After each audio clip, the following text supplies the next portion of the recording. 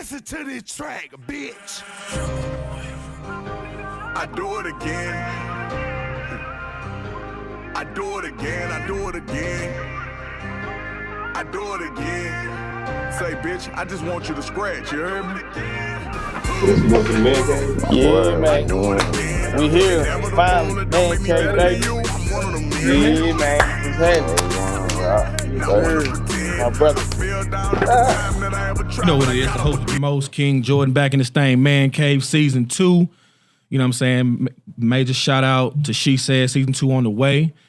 Today is a special episode, but I'm going to kick it off right. Got my boy back in the building. That's boy Maceo, King Maceo. You dig what I'm saying? Also, we want to welcome to the Man Cave family, my brother, Detroit's own, actor, former college athlete, fashion, MediaCom, my guy Alan. How you doing? How you doing? Thank you. That you didn't leave nothing out. That was an extravagant introduction. Well, get my shit and show up on skip. Now, to my left, this manual introduction from the town, father, husband, survivor, mental health activist, speaks to the kids in the prisons and the juvenile systems, been through life, been through things himself, lost loved ones. My guy, Mr. Daniel Westbrook is in the building. What it do? You know what I'm saying? What it do? You know what I'm saying? Nah, for sure. Yeah. Good, man. Man cave. Yeah, it's been a long time. Yeah, 3 years to be exact. Yeah. I've been having you on the red receipt for a while. It's on me. But first of all, man, I do. Nah, man, first and foremost, I want to thank you personally for coming on, man. Everything that I watched you do, you're a big brother of mine. I definitely commend you. I want to start off speaking about the 1/4 of the Dream Initiative. Right. I want to know, how did you start off with that? What's the end game for it? And have you seen impacts already happening? So how I got started with my big brother, my mentor, Robert Sherrill, who defined the Dream Initiative. By my background, honestly, doing 10 years in prison and finally just trying to change my life and figure out how I could be of some use for other people in my shoes, man, and hopefully make their journey and their transition from being incarcerated back to life, you know what I'm saying, making it as easy as possible. You mentioned 10 years. That's just how quiet it was. That's serious, bro. You know, mentally, you're away from friends, family. You're now in the jungle. So you now got to become a version of yourself that people don't even know exists. I would assume. Shit, I didn't even know it existed, you know? You got to adapt to your environment, right? You know, number one thing in life is if you don't adapt, you don't survive. So for me, I want to commend you, my brother, for what you just said about the 10 years. Look at it as God put you in a position where as you stayed out those 10 years, you never know where your life could have led. And look what happened. You know what I'm saying? Where you are now. Yeah, I'm glad you said that because I don't really think about what my life would be. Yeah. Had I not took that route that I took. Right. I used to. Because I used to be like, damn, I get out, I'm seeing my friends, I'm with the college. You know what I'm saying? Everybody got these experiences, college stories, and I be the dude in the back like, damn, I don't want to be talking about prison stories and, you know, shit I experienced. But I think God made no mistakes. You feel me? I needed to go sit down. Yeah. Where I was living, it was either going to be jail or hell. You know what I mean? And so basically, I appreciate what I went through. Amazing. You know what I'm saying? I value life. I value my freedom. Gotcha. You know what I'm saying? I value survival because it's hard to survive these days. No, you know, it is, it though. helped me It make is. critical thinking decisions. You know, it turned me into the man I am today. And if I didn't go through that, like say I would have went to college, the path that I took, like I deal with mental health people, I mean not people, but like people dealing with mental health, struggling and battling with alcohol and drug abuse and addiction, kids in juvenile to, you know, the adults in the prison system. I'm more relatable. Yeah, absolutely. You know Absolutely. Because what I'm they can saying? actually, like Jesus, he hung with sinners and he didn't just hang with saints. I have a question. With those 10 years of you having to go through life, right? It's a life experience. When it comes, once you're released, when it comes to trying to save people, and this may be a little bit touchy. Do you prefer to try to save the youth or talk to at-risk adults? Which ones do you think, with the experiences that you have, it will touch with first? I'm glad you said that. Save. When you say save, you saying like save them from what? They self? In a sense, you're saving them from themselves and also from the world, because you have experienced things that they haven't and they think they're prepared for, but you've already experienced that. Now, do you get more people who's willing to listen to you as an adult who's think they're ready for that and they think that they can handle what comes along with that, or for the youth who don't care who they talking to because we live in a different generation now? You know what I mean? So I'm gonna say this. At first, I just wanted to deal with youth, right? Right. And I felt like I was doing my people a disservice. Because you might get kids, you might get 1 out of 50 kids that actually listen. But that's the one You that got counts. people it counts. No, I'm not taking nothing away from that one person. I'm saying I just used to limit myself to only kids. Then I said I got to start working with adults too. Because I started learning certain things as an adult, 30, 31, 32 years old, right? So I get more better results and more adults than with the kids. You see what I'm saying? Because they still in that mentality, I know everything. Right. It's different. You would think that it'd be adults set in their ways and stuck in how they are. Nah, they like, oh, it's a guy like me that have been through this. He can show me something. You know, they can kind of humble themselves down a little bit and say, I know everything. I need help. Asking questions. You know what I'm saying? Like, and being able to be that resource for them. I think I get better results out of the prisons than juvenile. Okay, so we're speaking of people that's already in the system? Right. So what I'm asking of is for those who are not in the system, for those who are actually, looks like they're going down that path that could lead them there, whether it be an adult or a youth. Which frustrates you the most, because we're human. Facts. And which one gives you the most satisfaction? With the kids, it's not frustrating, it's more hurtful. Because usually the only time I get an interaction with them is after they've been locked up in the detention center. And the majority of the kids locked up right now facing homicides. So you don't know if they're gonna go do 5 years, 10 years, or 50 years. You know what I'm saying? And like, we see and understand that they live in a certain type of way. They have all these influences on them. But then when you get a kid 16 years old, 15 years old, get charged as an adult. When they turn 15, everybody's gang this until they turn 18. When reality hits. But I can't tell you how many tears have cried on my shoulder from little kids, little boys, 18 years old, and now you got a different ball game. You go from juvenile to you going to jail now with other adults. Shit, life is about to get real for them. You know what I'm saying? And I don't care. You can be the toughest guy in the world. Everybody's afraid of the unknown. Absolutely. You don't know what's You're not prepared for it. You don't know how do you prepare for it. Push-ups, sit-ups, crunches, dips, Yeah. trying to work out and look a certain type of way. Yeah. Right? But the mentality of a lot of these kids, it's on a lower level. You know what I'm saying? Like, they still kids at the end of the day. And based upon how they were raised, you know what I'm saying? Like, how you were brought up.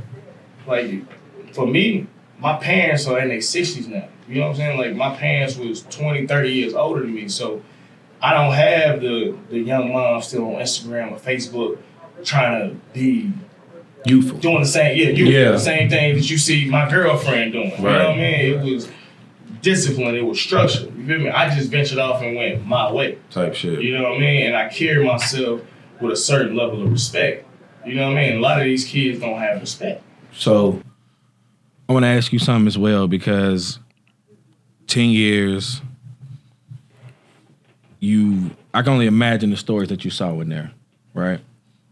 I want to fast forward a little bit to your mental health awareness journey that you're on now. Where to start, the inspiration, and not only that, have you seen the growth in yourself mentally throughout your mental health journey as well? Yeah, so I started going to therapy maybe when I was 8, 9 years old. from a situation that happened to me when I was a kid. When it come down, I took mental health serious though. We're gonna fast forward 20-something years. I actually went back to prison in 2012, and it's like a little cousin to me. My second day being locked up, I was still in the gym. You know, I ain't make it to the floor yet. I called home, and my mom told me that, you know, the guy from church with us, like 3-4 years younger than me, committed suicide. And it really did click and register to me that black people commit suicide, right? Like, you think that that's the opposite race to do it. You don't really hear too many stories about it. Then we fast forward to 2016, I believe, when another real close friend of mine, we had an amazing day together, man. I could tell, like, it was something on her mind and she wanted the day to keep going and going. And we ended up in a car wreck. She ran into the back of my car and ended up committing suicide a couple hours later after that. And so you spoke upon the clothing line.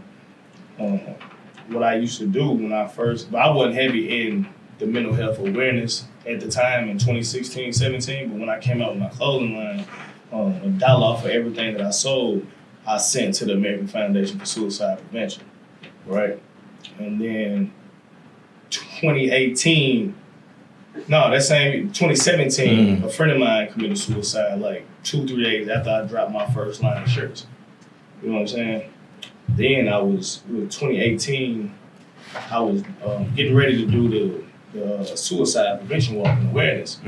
And we got the team registered Friday night at like 1 o'clock, 2 o'clock in the morning. 8 o'clock, 9 o'clock the next afternoon, I find out my sister committed suicide. No. At the football game with my niece and my nephew, right? And then going to 2021, my brother committed suicide. So it's like mental health is a thing for me. You know what I'm saying? Like, do not be afraid to talk about whatever it is you're going through. I'd rather talk to you than talk at your funeral. Exactly. You see what I'm saying? Like, I don't care what it is. We got to cry, let's get it out. Yeah, and that's something that needs to be talked about because we talk about this at Aladdin's and things like that. Yeah, we do. And mental health is actually real. And it gets overplayed sometimes and oversaturated because people use that for an excuse. But as men, no matter what the race, we need to talk. Because in our culture, we're raised to stick it through. Be tough, you know don't say nothing. Be tough. Yeah. It's not manly to cry, but that's actually the most manly thing you can do because you're at one with your emotions and you know that it's okay to be vulnerable. Now, seeing that you have had so many of those experiences happen so close to home, I can see why it is so important for you. This goes back to what I say when it comes to the youth. How do we start that conversation and change the narrative within our community that it's okay? Do you think we should start putting therapists inside the school where instead of gym, maybe we cut that in half and have some venting? What's going on at home? How what's going on? How do you feel? What emotions are you experiencing right now as a whole? Don't isolate the child, but make it more so for everybody to be a part of, like a round table discussion. I think just being able to create a safe space, being vulnerable, being transparent about the things that you're going through to make them comfortable with opening up. Like, okay, he dealing with issues too. You know what I'm saying? Like, this happened to me when I was a child. Yeah. This happened to me when I was a child. You know what I'm saying? Like, a lot of trauma comes from Childhood experiences. You see what I'm saying? So to be able to create this zone or this space for kids to open up to you, you have to first be willing to open up. Exactly. And be transparent about who you are, the things you've been through, how you overcame them, what you dealt with. You know what I'm saying? For me, I know I abused drugs for the longest. Yeah. I drunk. I did everything to mask everything that I was going through. Trying to numb everything. Getting in trouble, being rebellious. You know what I'm saying? Like, this how I landed in prison. Not because I come from poverty. We wasn't poor, but we wasn't rich either. You know what I'm saying? Right. My decisions came from hurt people. Exactly. You know what I'm saying? Misery loves I company. was done a certain type of way for years. You know what I'm saying? And I wanted to change my identity because I thought the world viewed me as a weak person. You don't cry about this. When you growing, I come from a stern father. You know what I'm saying? Yeah. Like a tough love. When they say tough love, yeah. So yeah, we don't cry about spilled milk. Right. Just water under the bridge and keep moving. You know what I mean? My bad, I mean to interrupt you, but when we speak about in our culture, us men, we're bred to be strong, be tough, don't say nothing, don't cry. You get knocked down, get up. If you go through something, just deal with it. But I think a lot of people also understand is, as men, sometimes we're afraid of having our word used against us as well. You know what I'm saying? Like if we're venting to somebody like a homeboy or a girlfriend or a wife or whoever, whatever, I'm releasing something I've been holding on so I can do better and be better. But then when arguments happen or disagreements happen, you throw that trauma back up in my face. Now I got to resort back to, okay, I'm not going to say shit. Right. Now I got to mask it. Now I got to be quiet because here I am being open and vulnerable to you. What's the term, man? Maisie, I hate this word, me too. Men now are being called sassy because we speak up more. You know, that's like a trend now. Older women don't say it. Who says it? Sassy. Yeah. But who refers to men that do that? Women. What type of? No, that's not. Well, okay. Those are girls. This generation women. No, you can't put or everybody. Instagram. He wants to be specific. Yeah, you can't put this because there's some great women in this generation. Yeah, Some older women that's still stuck on what you're talking about. Yeah, mentally they're girls, right? When you meet someone who's equally yoked, you're going to find out that they accept that for you because they accept everything that comes along with you. All the past traumas, they want to hold your hand through it because just like a bone, once it's broken, once it's healed, it's stronger than ever, right? So we got to stop saying, because a lot of people, when they have discussions like this, they tend to, it becomes a versus, you know, this generation, old generation. What it is mentally, some people are not mature enough to handle man taking care of themselves, speaking up, keeping their mental health. I seen something on social media where somebody said, you're insecure if you go to the gym a lot. You know, so if you go to the gym and take care of your health, they think that you're trying to make up for something else. Right. I ain't seen that one. Yeah, I haven't seen that to you guys. And if anybody who's watching this, if y'all seen it, y'all can tap in and leave a comment on it and send it. But I'm gonna tell you one thing. Les Brown said, man, you got it's OQP. You gotta have only qualified people around you. Absolutely. You got people Absolutely. you might talk to for financial advice. You might call your homegirl up. You trying to cook a meal for your wife. She's a cook, you know what I'm saying? Like, I have conversations like my guy, shout out Quez Cantrell. He lost his brother as well. We grew up together. Yeah. And we have these type of conversations about the pain that we going through. This conversation get me warm. I like this. Like, take the hat off. You got to be real selective with who you sharing your information with. Yeah. Because some people are here to help you, and some people are here to just store their information and use it against you. Right. You know what I'm saying? So you got to be real particular with who you talking to. Man, who you letting in. You know what's crazy, man? I had a conversation with Alan about that about a couple weeks ago. And he told me, to sum it up, if you're around bullshit. Nah, I don't curse. Just make sure. I cuss. He don't. I cuss. I'm the little brother that's going to say it. But pretty much he was just saying, if you are enjoying toxicity, if you're enjoying negativity and bullshit, then don't get mad with what comes with it. You know what I'm saying? Sure. In order to do better and be better, you have to remove yourself from certain things that you may be comfortable with. And that's where a lot of people get lost at. We get stuck. I mean, when I say we, I mean humans. Yeah. We have sometimes get stuck in complacency. Even if you go to work and come home. Certain cities, certain environments make you just go to work and come home. You're comfortable with that. You lose your sense of hustle. You know? You lose your sense of moving forward. I can speak. I'm married. We are, most of us, too. I don't know about anybody else, certain personal relationships when it comes to that. And I won't get on that. But when we are... This is Alan's segment of marriage. Ladies and gentlemen. You'll make me lose my train of thought.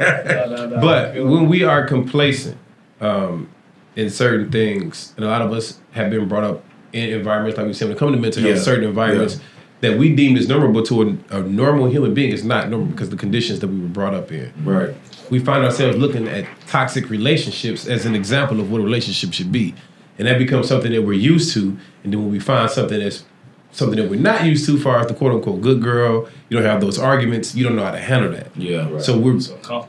Right. We're trained, unfortunately, to adapt and be attracted to toxic people, behavior, toxic situations. Yeah. Look at the things we watch on social media. That's what I'm saying. Look at the things we are attracted to on social media. The most negativity. Yeah. Exactly. So we got to get out of that mind frame that that's normal, because it's not.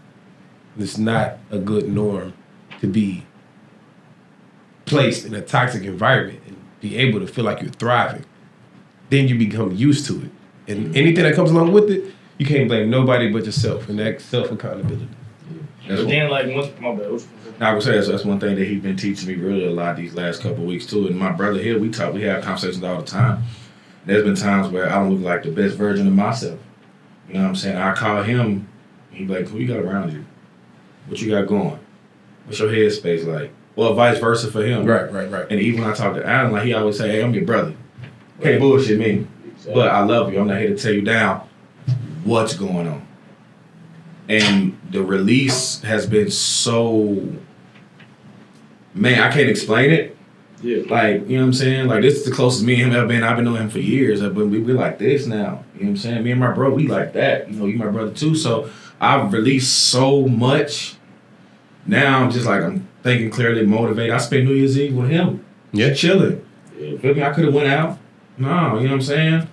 Then bro's gonna go, he spend it with his family, you feel me? I spent it with my bro, prayed. And I said, bro, I feel powerful, bro. He said, that's what it's about. Well, it's like they're saying, bro, you hang with 3 bums, you're gonna be the 4th one. Yeah. You gotta be around people that's headed in the same direction you're going are already there. So I told you, you gotta go back and be in you, bro. Absolutely. We had the whole conversation about what you was going through and all that other stuff. So straight up, like, you ain't gonna be you with all the stuff you had going on around you. Feel me? So that's why I had to sit down and talk to you. Like, the one conversation we had, bro, be real conversation. Like tearjerkers, like for But real. the thing is, you can have those conversations with everybody, but you gotta be willing to receive the information they pouring into you. Mm-hmm. But I do want to get back to you, D. When it comes to the mental health and everything like that, when did you feel like it was okay? You didn't feel like it was not, it was deemed not normal. You felt okay with, I like the therapy sessions. I know that this is serious. I didn't take that before it came to the the situations that occurred. Well, when I was younger, it didn't really resonate to me what was going on because the therapist was a 40, 45-year-old Indian guy, right? And like, I can't relate to this man. You know what I'm saying? I'm one of those people, like, I only have they call it trauma bonding, right? And I got a habit of trauma bonding a lot. I've been through a lot, and I understand people, but I'm not the only one that's went through a lot of shit, right? Right. So I could be somewhere and we talking about something and spark a conversation. We might end up being there for 30 minutes because We can relate to connected each on the other, same right? thing, yeah. Exactly. So I ain't even found a personal therapist for me yet. I find my therapy, my top 4, the guys I talk to every morning, we talk from between 7 and 9 o'clock. It's 4 people I talk to every morning. His brother is one of them. You know what I'm saying? My guy Dano, my guy Buddy, my best friend in the world. You know what I'm saying? My guy Fish and my boy Josh. And we relate on every level. You know what I'm saying? Like, and I can talk to him about stuff that I wouldn't have a conversation with everybody with. You know what I'm saying? Like, your big brother, he's the big brother to all our big brothers. Me too. You know what I'm saying? Yeah. Facts. He's been around, he's knowledgeable, he knows. Like, when I went through it when it's my wife now, shout out to her, but it's my baby mama at the time. I'm going through baby mama shit. I'm dealing with it. Even with us being married, I can go to him about marriage stuff because he's been married 5-6 years. You know what I'm saying? I talk to my best friend about everything, but we talk about finances, real estate stuff, making investment moves, to being in prison. Like, we understand each other and what we going through. You know what I mean? My guy Josh going through his mental health stuff. You know what I mean? Dealing with his baby mama and child support court and everything he got going on. It's like, I think we bond strong because we so real and authentic with each other. And on top of that, we hold each other accountable. When we fucking up, we gonna let each other know, nah, bro, that ain't it. You know, I'm riding with you, but I gotta still, that ain't it. I'm That not ain't gonna the move. tell the world like, oh, he fucked up, blah, blah, blah. Nah, like, I'm gonna tell you personally, you fucked up. Right. Whatever decision you made, we that's gonna what get you this need. straight. That's but let exactly me still what get in you your need. chest real quick because I feel like if I can pat you on the back and congratulate you and cheer you on, tell you I'm proud of you, I can also be able to tell you, you fucking up, bro. Right. Like, you ain't, you need to tighten up. And I want to hit on the point that you mentioned. You said your circle holds you accountable. You hold them accountable. You're doing wrong. It's not my job to go to tell the world what you're doing. I think that's so beautiful to see is because, not to harp on, I went through a situation a couple weeks ago, boom, boom, boom. I had an associate of mine, grew up with him and everything. Probably my friend, try to help, have my back like you said. But then you go back and tell the world what I did.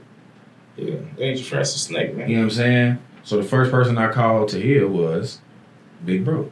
Yeah. You know what I'm saying? And the first thing he said was, look at yourself first. Yeah. Yeah, because at that time you want to hear the "Nah, I got your back." Fuck that nigga. What do he was like? No, look at yourself first, and establish why you was in this position in the first place. Why do you feel so comfortable telling this man your business? That come through. How has he earned that level of trust? Yeah. Mm-hmm. That come through with experience, bro. Because I'm not perfect. I'm still learning myself. Yeah. So I go through stuff, but I have to think back when I was a messed up individual. I'm still a grown person. Used to drink, like you said.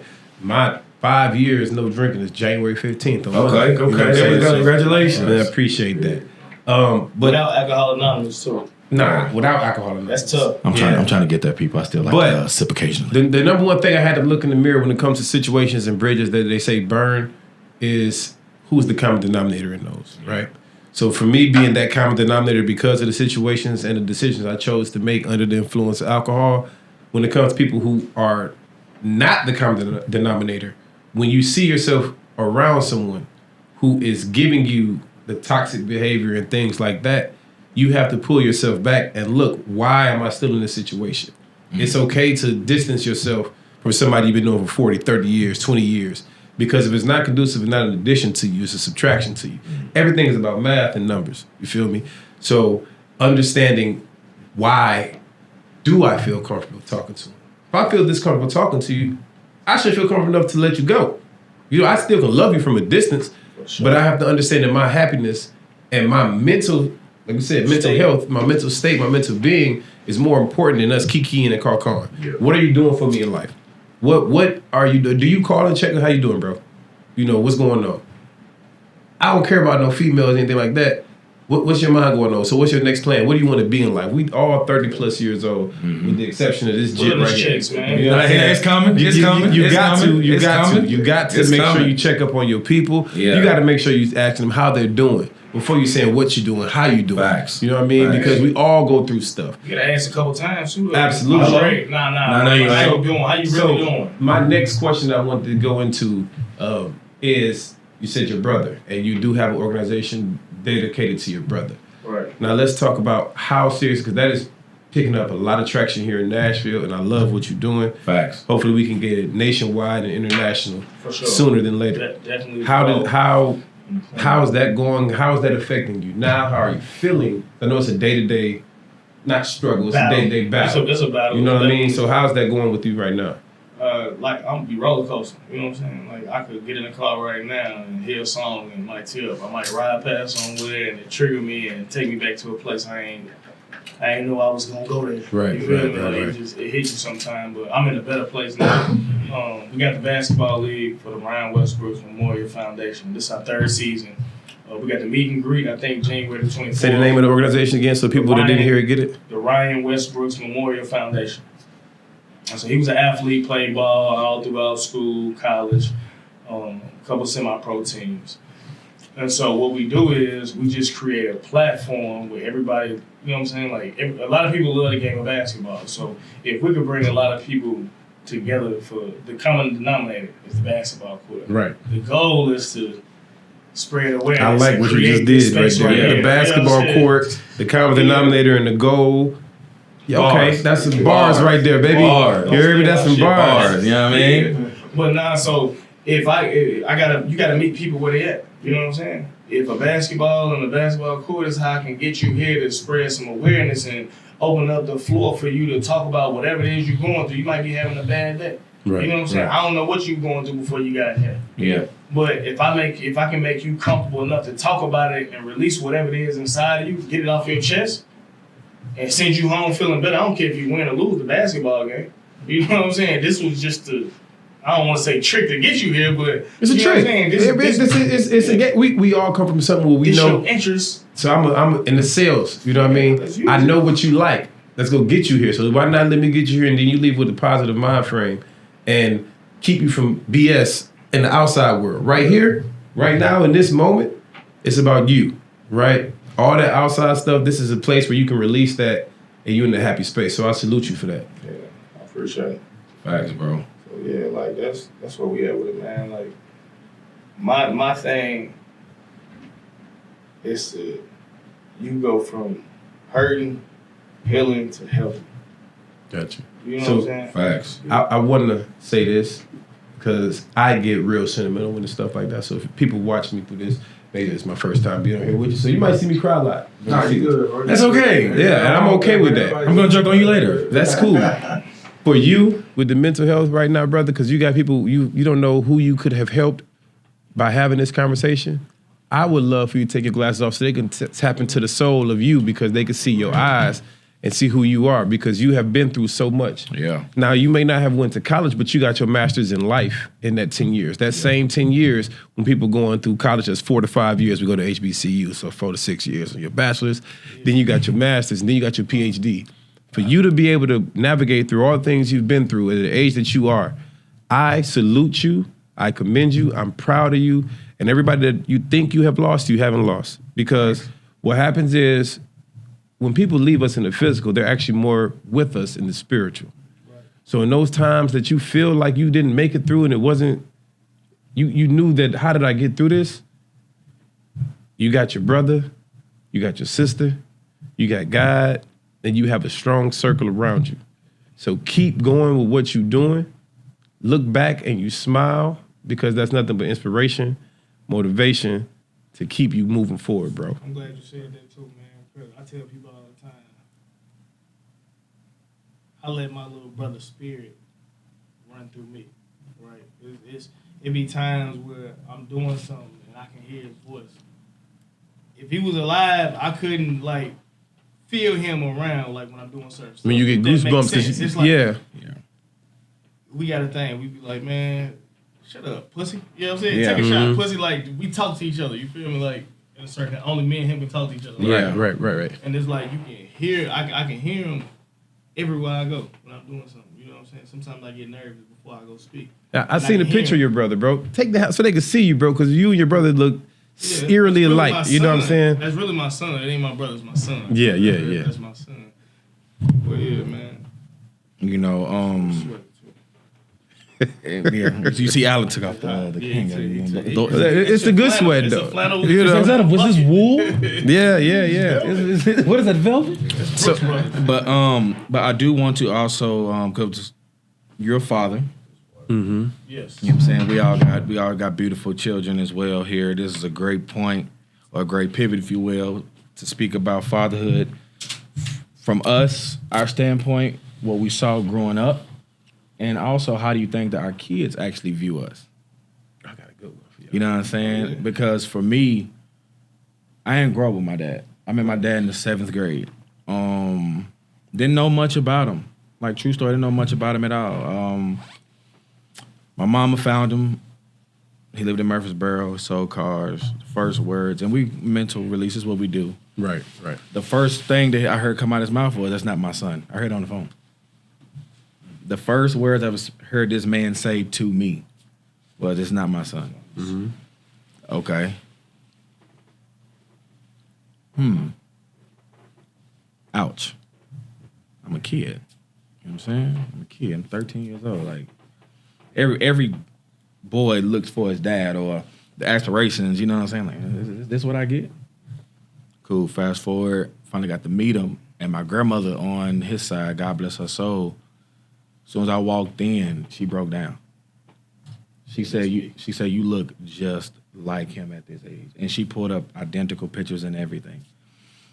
For me, moving forward, I had my first child in 2016, my daughter, Gabrielle. She was born premature, 2 pounds, 7 ounces. I always knew I wanted to be a father. That was something I always wanted to do. Right. You know what I'm saying? I got a bunch of nieces and nephews. You know what I'm saying? I'm proud of them. They all very successful and they prospering. Like, college dean's list, you name it, they all beautiful. I remember I had got the call, I was at work. I had to rush to the hospital, and the doctor literally gave us 5 minutes. They was like, either you're going to have this baby now or not have this baby at all. So, you know, my kid's mom looked at me. I looked at her. I said, let's get our baby. Let's get our baby. You know what I mean? Everybody left the room, and I dropped to my knees. And I remember, and I told God, I said, look, I'm going to make a lot of mistakes. I'm not finna be perfect. I'm going to do some dumb stuff. I know that.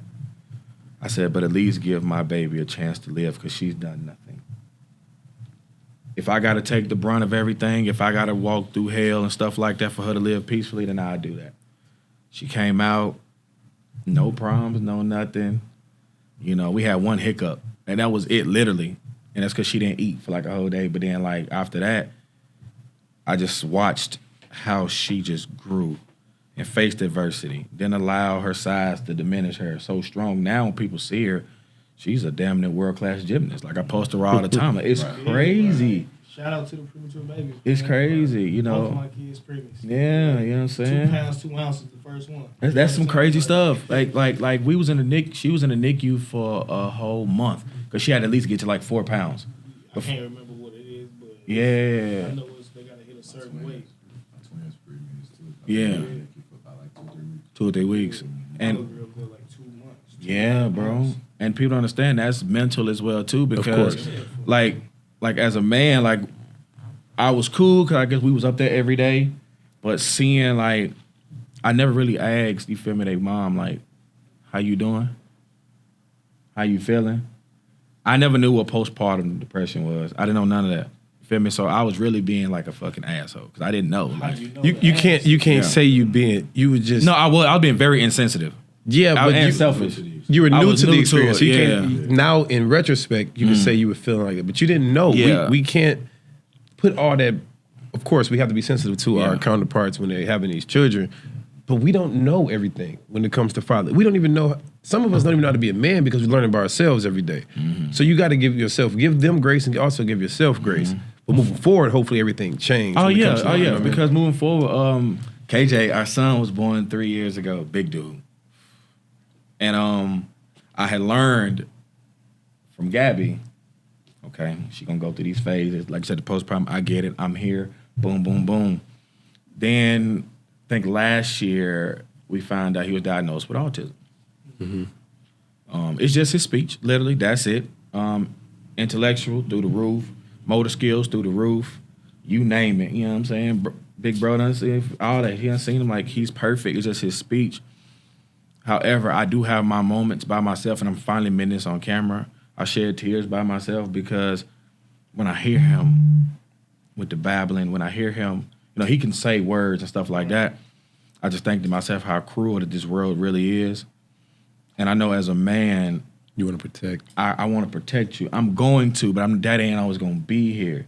So when I'm not there, you know, it's just that sensitive part of me come out like it's my baby. You feel me? Like he don't know. But like, what if he trying to explain something and people picking on him?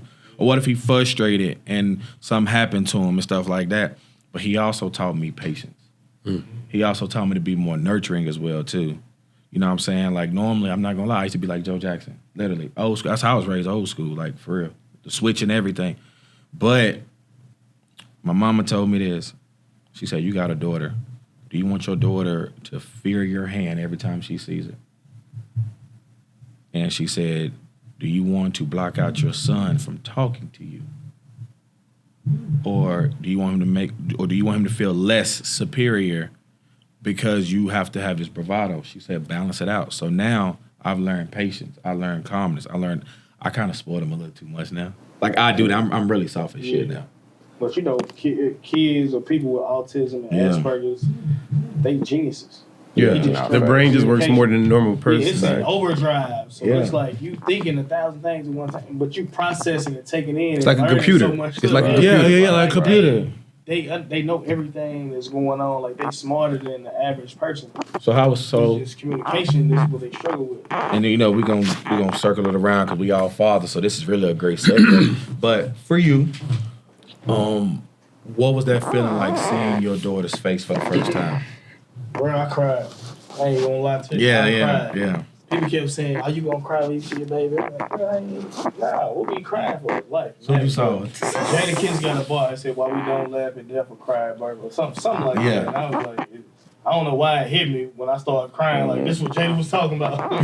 Yeah. I just started crying for no reason. I was happy. I was like, let's take pictures. Yeah. Like my story was crazy because my daughter was born like 3 weeks after my birthday. On my birthday, my aunt and uncle were celebrating 50 or 60 years of marriage. So I didn't get to take a trip every year for my birthday. So the weekend, I decided to take my birthday trip. 2 weeks later, I'm down at Boogaloo in Atlanta, man. I'm having brunch, and I get the call. She like, I'm going to the hospital. I'm like, all right. You know what I mean? They go to the insensitive. Being insensitive, yeah. What's going on? I'm like, bro, all right. Do you? Like, she done been to the hospital 3-4 times already, you know, a little bleeding or whatever was going on. I'm like, she gonna be all right. Then I get the call like 30 minutes later, like, they said I'm gonna have to have this baby. Bro, I can talk about it now. I was on community corrections at the time. You know, I'm not supposed to leave outside of Davidson County. But it's your birthday. World. It's my birthday. It's your birthday. You go do what you got to do. Yeah. You're risking the freedom for the birthday. I said I'm just gonna have to go to jail. I know I did 80 to 100 the whole way from Georgia back to that. Well, Murfreesboro. She was going to St. Thomas. Okay. Yeah, and I said nobody's going in to see my child before me. I think they let her grandfather go in and pray before the doctor came in to take her out. But I said, nobody can see my child before me. He got the pass because he's the pastor. Yeah. Like, it was, can't nobody see it before me. And I go in there, and it just, I don't know. When I said she could fit right here, literally 2 pounds, 2 ounces. Yeah, that's how my daughter was, literally. My hand is bigger than her stomach and almost covering the face. And I'm like, she's so little. I'm like, it's me. I just started crying. Yeah, that's you know what I'm saying? That's how it hit me. I mean, when I first had Malaya in 2016, it didn't really hit me because I was 21, so I was low-key still kind of young when I first had my daughter. But it didn't really hit me until we got her out the hospital to the crib. And I got to hold her and actually just staring at her face, bro. And I broke out in tears, bro, because I'm sitting there looking like, this me. Yeah. I'm looking at myself and I know I'm at life really finna change. I'm finna have to take care of me, take care of my blood, my seed. It really hit me, and that's what scared. Man, that's what I'm saying, Man, bro. But it really flushed my whole body with a feeling, chills and everything. I'm just sitting there just staring at the baby, trying to be a man, you feel me? But it's just bro, them tears just got Here it comes. Yeah, here it comes. It wasn't nothing you could do about it. It wasn't nothing you could do about it. Yeah, well, my situation is a little different. Okay. I called my first son, AJ, Allen, Poppy. Everybody call him Poppy. He's 8 now, right? And he's smelling himself right now. Okay. So I always say, it's my little headache, but never my heartache. He'll always be my headache, but he'll never be my heartache. He got his swagger on right now. When he was born, I felt the feeling a little bit, right? But mind you, I had started back drinking as well. So I was always there, but I wasn't there because the situation on both sides. Take accountability for myself. It was a toxic situation. But I never wanted to be away from my son. To be honest with you, the real essence of fatherhood, I never missed a visit with my son or anything like that. It didn't hit me until January 15th, 2019. Because I was still drinking there, so I wasn't really always coherent, but I was there. Wasn't ever too intoxicated to be with him, but I didn't feel like I was adequate enough. I've always questioned myself, am I being a great dad? It took me to the time that he was 4 years old actually 3 going on 4. And it hit me like I gotta make a change. You know what I mean? For some, when I held him, definitely felt the connection and everything like that, but it didn't really hit me that I have to step up and be a man and raise my son to go out and be able to face this world. Now, my first son has to go through things because he doesn't have the traditional mother-father home, right? So he has his mother, he has love on that side, he has me, but it kind of tears a child. They don't know what's going on. So that right there was my first introduction to fatherhood, and I'm still going through it. And I just had a baby boy, Tony Leroy Papa Bear. Okay. Congratulations. It's crazy. A lot of people know Nipsey Hussle, one of my favorite artists of all time. I don't listen to rap like that unless it's Tupac. You know that. Tupac. But I'm a big Nipsey Hussle fan. August the 15th was the day my son was born. I wanted him to be born on August 18th, which is my birthday. But if it was any other day that I want him to be born on, I'm okay with August the 15th. Since he's been here, mind you, we do get complacent, right? Mm-hmm. Okay, he'd like to get breastfed. I know that sometimes I'm not always there for my wife when she needs me to be because he's breastfed. You know what I'm saying? But with him, this right here is just beautiful seeing another side of me that I can actually raise within the same household. But again, for me, I'm gonna shorten mine up with fatherhood on my side because I have one son who's in a different household. I have to make sure I show him the same amount of attention and also have that conversation with him. Like, listen, you got another sibling, but me and your bond gonna be something different forever. We got something that's gonna be different because you're my first. You're also in a different household. So me and you, we talk. I gotta help navigate you through this. Your brother, I'm gonna love y'all the same. If not, no, I ain't gonna love y'all the same. Y'all gonna have different loves. And one day y'all gonna frustrate me with the other one. All right, you doing good. Yeah, like you know what I'm saying. But the kid list. Yeah, but I'm gonna cut my short. It's a beautiful thing, bro. Yeah, and I don't respect any man who can't be there for their child when there's so many avenues. Talk about it, bro. That you can do. Girl, F the deadbeats. Right, but on the flip side, there's also some situations where some women can drive a man not to want to be there. That's true a subject too. that we don't talk about a lot. Like, in your situation, like you said, no disrespect to your mom, anything like that. We never know, not with your mom, just in general, that's just an example. Facts. At 13, we don't know what was told to dad prior to, and he may have been trying, not just in general, been trying to see his child. And you done drove this man, mental health is serious, to whereas I'm done, I'm tapped. I can't do anymore. And it gets to like that with some people. So that's something that's not talked about as well when it comes to fatherhood. I man, not to make it long, but it frustrates me, man, when the effort of a man is not appreciated when he's doing the best he can under his circumstances. You know what I'm saying? Like, even when it comes to kids, I'm pretty sure we all been through it or whatever. Maybe not. Those who watch it, maybe not. Oh, you're not doing enough. Or you're not doing this. You're not doing that. I'm vigilant. I'm there. I don't miss my weekends. I don't miss meets, gymnastics meets, whatever you need. I got it. Like, I give it to you. Like, I'm there. But, however, I'm pretty much painting a picture without really saying the situation. However, I have to secure things on my end as well now that we're no longer one. Right. So I have to make sure my side is intact to the best of my ability. So, it may be times to where I can't get them. I got to work. You know what I'm saying? Well, but here's the thing, though, because I've learned now to stop being a bullshitter, like for real, thanks to Alan. So before you move further, you just did it. You know what I mean? You just did it. What do you mean? And I'm gonna call you out an excuse because that's what we're supposed to do amongst each other as brothers. What do you mean? When you say I can't do it because I got to work, that was just. I'm not saying that. Like, that's the thing. Though. It doesn't matter. But go ahead. Yeah. Right. The child is with the mother, even though if we don't get along, no matter what, they have to still work. It's not no beat down Keenan situation right now. What I'm saying is we can't make excuses when we don't have them 90% of the time. So the times that when they need that break, we have to be willing to make that sacrifice and miss some hours of work because we're just working, but they're working, taking care of the children, making sure that they have to go to the doctor, making sure that their grades, their books, and everything is taken care of, and still have to deal with the personality of the child inside the household growing.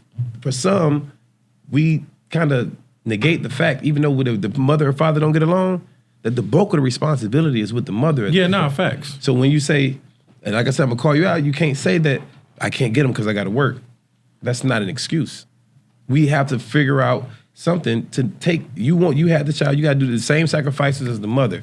Right. Myself included, we all, again, have to take accountability to make sure that we both got to be there for the child. So to my point, that's what I was saying. I wasn't saying like that was like the case right now. It's not the case right now at all. But however, I had to learn as well, like you said, excuses. And I always big up my kid's mom. Like, she is like the world's greatest mom. Like, this woman is like fucking superwoman. Like, I've never seen shit like this outside of my mom and my granny. Right. And I tell her all the time, man, our kids are so blessed to have you as a mom because whatever me and you go through, Like that woman literally don't break, don't fold, don't bend for them kids. And me as a father, even though we're not together, I see that.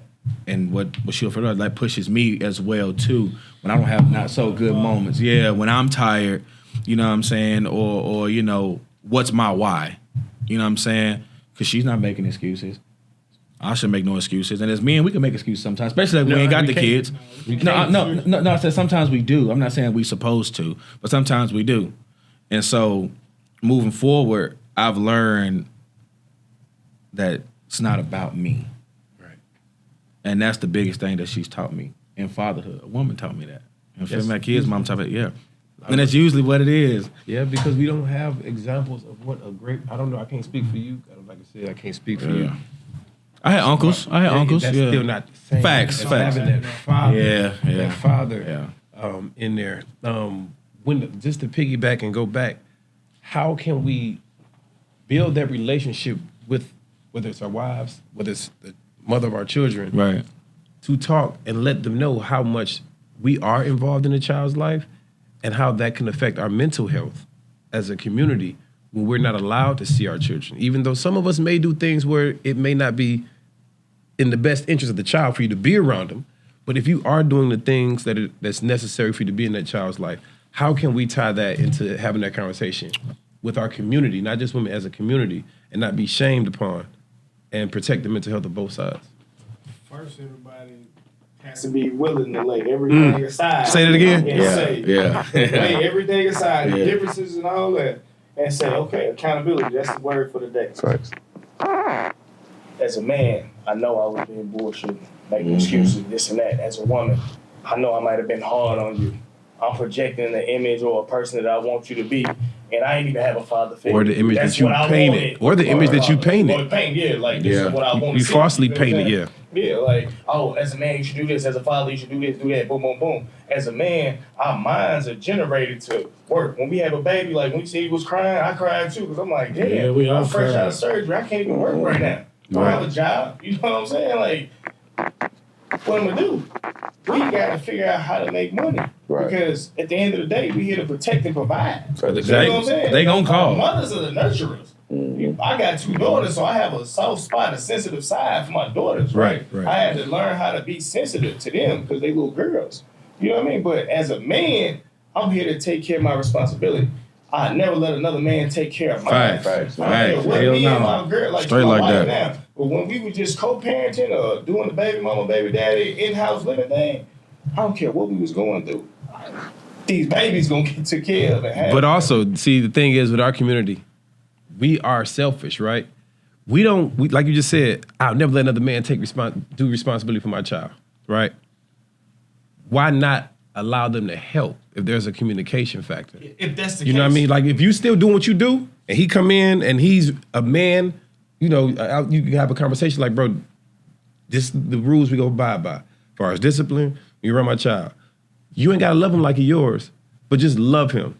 Right. But if they come in and they're, you know, doing what they supposed to do, you can't do nothing but salute that. So I'm okay with the responsibilities part. If you feel like you want to step up, hey, that's not just making my job easier, it's making more love for my son. He has two figures. He can look at his fathers. And so I get that. I'm saying, like, for me personally.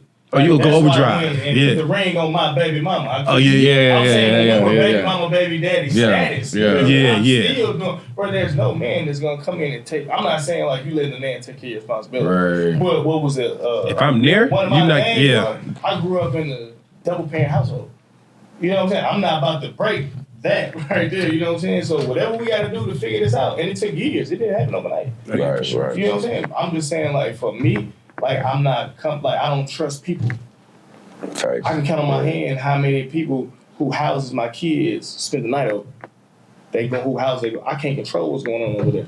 I don't know what they parents allow in their household. You feel what I'm saying? Right. I don't know if this is a single mother and she got dudes running in and out of different guys. You know what I'm saying? Like, type shit. My kids watch certain stuff on YouTube. They see 2-parent households. You feel me? Like, Facts. this is what I'm creating, and like I had to get off of my bullshit. You know what I'm saying? Man, hello. When I said back to the question you was asking to have this conversation, we got to realize the dumb stuff that we were doing, it was okay in our mind, but it really wasn't cool in real life. Absolutely. Put that on the table.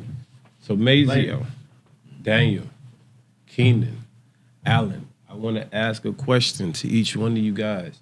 And hopefully people who are watching this will use this in their everyday life. How you doing? What's going on in your life right now? And this is a non-judgment zone. Don't care if we got one view or we got a million 5 viewers. minutes. We got 5 minutes. Trying to keep it short and sweet. How Short you and doing sweet, emotionally, spiritually, and mentally? Well, we used to do that. I know.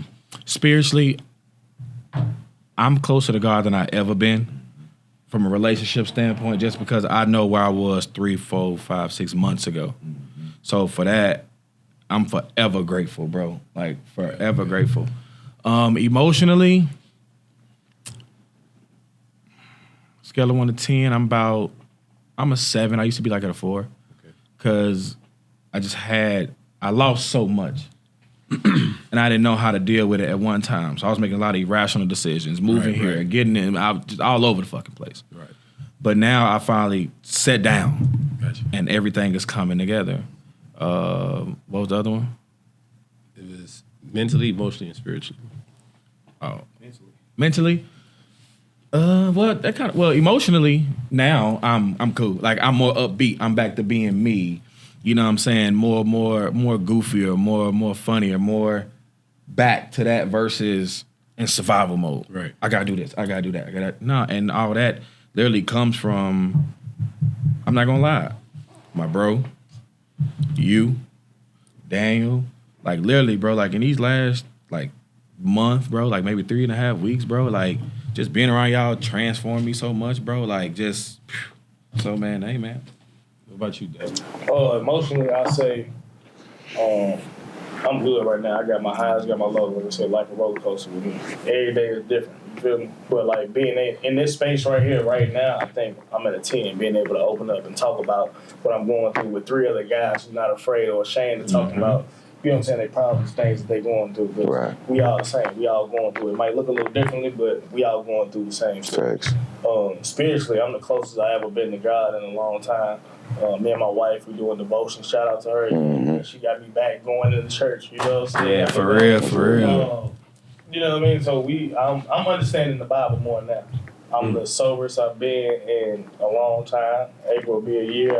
I'm drug free. Congratulations. You know what I'm saying? Yeah, man. I don't drink as much as I used to. Socially, every now and then I might take a shot. I might drink 2-3 days out the month now. Okay. You know what I mean? Physically, I'm in like the best shape I've I been. see, my brother. I see. If you need a personal trainer, holler at me. You know your little push-up, you know what I mean? That's a little bit more than a push-up. Okay. It's a whole circuit workout. Yeah, you feel me? yeah, And I'm still thanks. giving niggas buckets on the court. Mentally, I'm in a good headspace. Say that to wrap it up. Yeah, man. Spiritually, I'm just going to sit there and say, I just got baptized back in September. He did.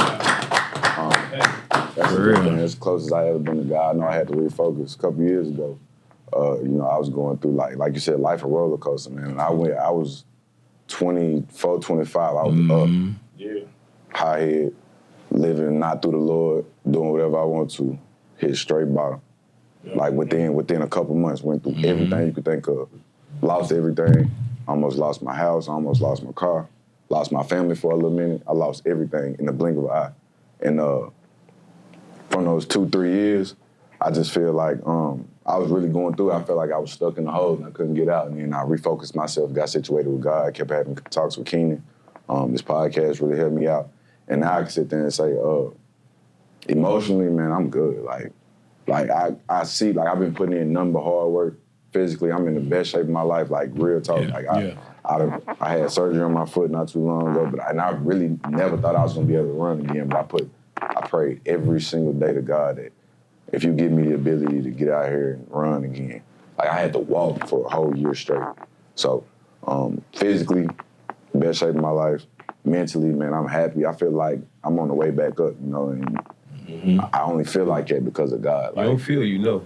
I only know that because of God, Absolutely. So, Absolutely.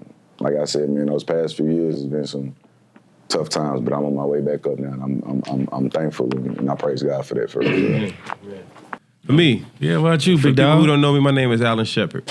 I'm an actor, model, spoken word artist. Come on now. Husband, father. Mentally, I would say about a 6 or a 7. Not even a 7 to 6.